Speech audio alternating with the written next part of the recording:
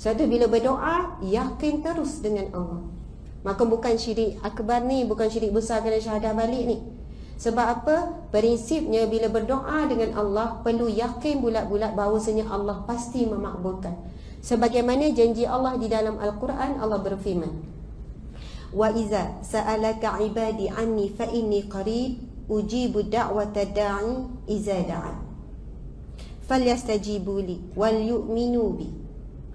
Sadaqallahul azim. Firman Allah yang bermaksud, apabila hamba-Ku bertanya tentangku wahai Muhammad, katakanlah bahawasanya aku ini dekat. Allah menyatakan Allah sangat dekat dengan kita. Bahkan dalam hadis yang lain Nabi sebutkan, Allah menyatakan aku lebih dekat dengan hamba-Ku daripada urat lehernya sendiri. Urat leher, nadi paling utama. Kalau kita kena potong tangan, hidup lagi. Potong kaki, hidup lagi. Semua tu ada nadi. Tapi kalau diputuskan nadi bahagian leher sampai terputus, maksudnya itulah tak boleh diselamatkan lah kalau terputus. Kalau tak putus boleh disambung. Wallah alam, nadi tu boleh sambung tak? Tak boleh kan? Jadi pendarahan yang tak boleh dihentikan. Katanya kita ni hidup kerana ada nyawa. Tak ada nyawa, kita umpama seperti bangkai. Tapi kita tak panggil bangkai lah, mayat. Sekarang kita boleh bercakap, kita boleh makan, kita boleh berjalan. Yang membezakan nyawa dengan tak bernyawa saja. Tak bernyawa, semua tak boleh gerak. Nak katanya Allah menggambarkan betapa dekatnya Dia dengan kita, lagi dekat daripada nyawa yang berada dalam badan kita. Lagi dekat daripada urat marah ni. Urat yang kita ada urat marah tak? Tiba-tiba sebut urat marah. Urat marah tu nak sembelih lembu kan. Okey, daripada urat leher kita ni, daripada nadi utama, daripada nyawa kita, sangat dekat. Dan Allah sebut, aku nescaya aku pasti memakbulkan permintaan hamba-Ku. Syarat yang pertama doa, apabila dia meminta. Izada'an, apabila dia meminta. Jadi kita ni kadang-kadang duk tanya, Ustazah, saya dah ni, macam mana nak dapat suami yang baik, macam mana isteri saya, macam mana anak-anak tentang rezeki.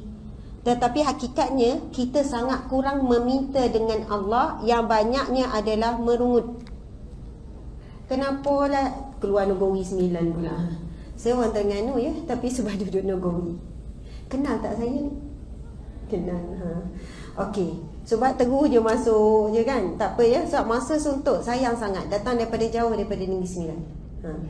Okey, jadi kita minta. Okey, yang pertama, kita ni banyak merungut berbanding berdoa.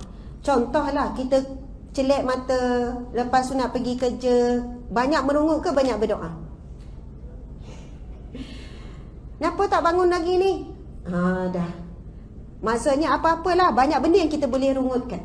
Bila start kereta jam, ya Allah, Kuala Lumpur ni sampai kiamat jam ni.